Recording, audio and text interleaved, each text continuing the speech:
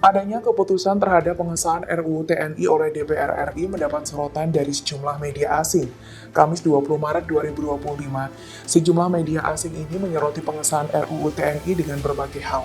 Dikutip dari Kompas.com, menurut kantor berita AFP, menyebut revisi UU ini memberikan kemungkinan bagi perwira aktif TNI untuk mengisi posisi di 14 lembaga negara, di mana sebelumnya bagi perwira aktif TNI hanya diperbolehkan bertugas di 10 institusi.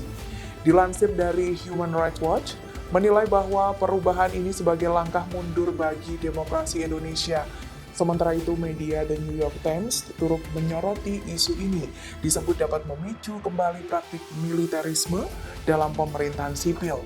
The New York Times menyebut RUU Download Tribun X sekarang, menghadirkan lokal menjadi Indonesia.